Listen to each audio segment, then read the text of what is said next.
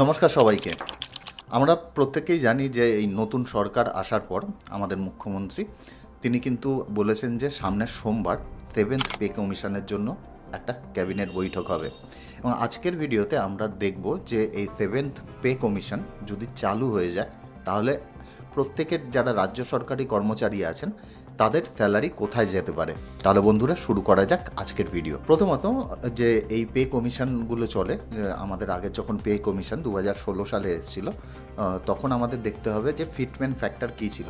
আগের বার যখন এসেছিল তখন কিন্তু আমাদের ফিটমেন্ট ফ্যাক্টর যেটা ছিল 2.57 মতন আমাদের ফিটমেন্ট ফ্যাক্টর ছিল। তা এবছরও আমরা প্রত্যেকে আশা করতে পারি যে এই 2.57 যে ফিটমেন্ট ফ্যাক্টর সেটাকে গভর্নমেন্ট বজায় রাখবে। হতে পারে একটু কমও হতে পারে, একটু বেশিও হতে পারে, এটা গভর্নমেন্টের উপর পুরোপুরি রকমভাবে ডিপেন্ড করবে। আমরা তো সেটা আগামী দিনে দেখতে পাবো। কিন্তু আমরা যদি ধরে নিই যে আমাদের ফিটমেন্ট ফ্যাক্টর এই 2.57ই থাকছে, সেক্ষেত্রে আপনার স্যালারি কত হতে পারে সেটা নিয়ে আলোচনা করব। প্রথমত আপনাদের একটা রিকোয়েস্ট করব, আপনাদের মধ্যে ম্যাক্সিমাম মানুষ আছেন যারা আমাদের ভিডিও দেখেন কিন্তু এখনও পর্যন্ত আমাদের চ্যানেল সাবস্ক্রাইব করেননি, যারা ইউটিউবে দেখছেন, আর যারা ফেসবুকে দেখছেন তারা এখন পর্যন্ত ফলো করেননি আমাদের। তাদের প্রত্যেকেই রিকোয়েস্ট করব আপনি ইউটিউবে দেখুন অথবা ফেসবুকে দেখুন, অবশ্যই আমাদের চ্যানেলটিকে সাবস্ক্রাইব অথবা ফলো করে নেবেন, যেটা আমাদের আগামী দিনে ভিডিও বানাতে অনেক বেশি উৎসাহ দেয়। তাহলে আমরা যদি এখানে একটা লিস্ট দেখতে পাই, সেটা কিন্তু আগের পে কমিশনের রোপার লিস্ট আমরা এখানে দেখতে পাচ্ছি।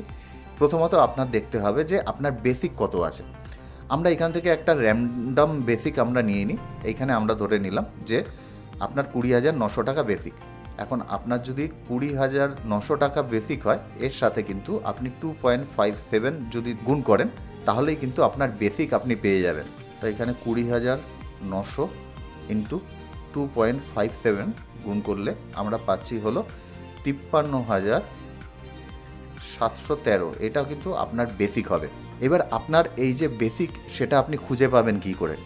প্রথমত দেখতে হবে আপনি কোন লেভেলে আছেন। এখানে আপনার লেভেল দেওয়া রয়েছে, এই লেভেল অনুযায়ী দেখতে হবে, অর্থাৎ আপনার চাকরি কতদিনের রয়েছে। এবার আমি ধরে নিলাম আপনি লেভেল 11তে আছেন, সেক্ষেত্রে আপনার বেসিক হবে 22,800। তাহলে আপনাকে কিন্তু এই 22,800-র সাথে 2.57 গুণ করতে হবে, সেক্ষেত্রে হচ্ছে 58,596 টাকা। এবার আমরা তাহলে কি পেলাম? ধরে নিলাম আপনার বেসিক পে আছে 20,800 টাকা, এর সাথে 2.57 গুণ করার পর আমরা পেলাম আপনার বেসিক 58,596। এটা আমাদের বেসিক হলো। এবার স্যালারিতে আমরা 3টে পোর্শন এখানে পাই। 1 নম্বর হলো বেসিক পাই, 2 নম্বর এইচআরএ, 3 নম্বর আমাদের ডিএ। এছাড়া আপনি যদি সাথে মেডিকেল ধরেন তাহলে মেডিকেল আপনি ধরতে পারেন। এই 4টে জিনিস নিয়ে আমাদের টোটাল স্যালারি হচ্ছে, যার মধ্যে এইবার কিন্তু আমরা এই ডিএটা যেহেতু পে কমিশন হচ্ছে, ডিএটা আমরা পাচ্ছি না। আমাদের এখানে বেসিক স্যালারি হয়ে যাচ্ছে 58,596। এর সাথে আমাদের কিন্তু 12% এইচআরএ যোগ হবে। 58,596-এর সাথে 12% যদি যোগ করি তাহলে আমরা পাচ্ছি 7031। এবার আমরা যদি আমাদের টোটাল স্যালারি আমরা যদি দেখি, সেক্ষেত্রে আমরা দেখতে পারি 58,596 প্লাস 7031।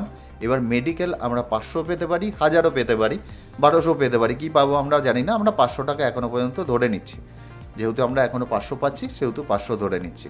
এই 3টে যোগ করলে আমাদের কাছে আসছে 66,127।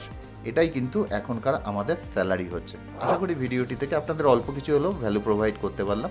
ভিডিও যদি ভালো লাগে বন্ধু বান্ধবের মধ্যে শেয়ার করবেন। তাহলে দেখা হচ্ছে নেক্সট ভিডিওতে। ততক্ষণের জন্য বাই।